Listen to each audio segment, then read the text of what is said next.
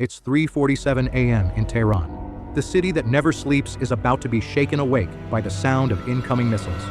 Hundreds of miles away, in a bunker deep beneath the Israeli desert, military commanders are watching screens that show the most dangerous 72 hours in human history unfolding in real time. What started as a limited operation is now spiraling into something that could make the Cuban Missile Crisis look like a diplomatic tea party. This isn't fiction. This is happening right now. The spark that lit the powder keg. On June 13th, the world woke up to news that would have seemed impossible just weeks earlier. Israel had launched Operation Rising Lion, a massive coordinated strike that hit not just military targets, but struck at the very heart of Iran's nuclear ambitions. Over 100 to 200 sites were hit simultaneously, including the heavily fortified Natanz nuclear facility and the underground fortress of Fordo. But here's where it gets terrifying. This wasn't just about destroying some missile depots. Israeli jets had penetrated some of the most protected airspace on Earth and struck facilities that could leak radioactive materials across an entire region. The IAEA Director Rafael Grossi's words should send chills down every spine. Uranium hexafluoride gas leaks could contaminate vast areas if power systems fail. The first domino had fallen. The question wasn't whether Iran would retaliate. It was how devastating that retaliation would be. The retaliation that shook the world.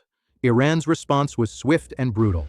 Waves of ballistic missiles, drones, and, most ominously, hypersonic missiles began raining down on Israeli cities. Tel Aviv's skyline lit up with interceptor missiles from the Iron Dome system, but not all of them were stopped. The civilian toll was immediate and heartbreaking. 24 Israelis killed, while Iranian casualties climbed to a staggering 220 to 450 dead. But the numbers only tell part of the story. What's truly terrifying is what this cycle of violence has unleashed. Each strike demands a counterstrike. Each casualty demands revenge. And somewhere in the depths of Iran's mountain bunkers, nuclear centrifuges are spinning faster than ever before, enriching uranium to 60%, well beyond what any civilian program would ever need. The nuclear nightmare scenario. Here's what keeps defense analysts awake at night. Iran already has enough enriched uranium to potentially build nuclear weapons. The Israeli strikes were supposed to set back Iran's nuclear program by years. Instead, they may have accelerated it by months. Think about that for a moment. The very action taken to prevent nuclear proliferation may have guaranteed it. Dr. Rafael Grossi of the IAEA has warned that radiation levels at strike sites remain within normal parameters, for now. But the phrase "for now" is doing a lot of heavy lifting here.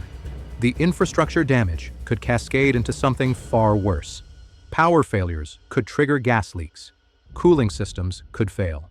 What starts as a conventional military strike could end as a radiological disaster affecting millions. And Iran isn't just sitting there taking hits. Intelligence suggests they're now considering fast-tracking their weapons program. The calculation is simple.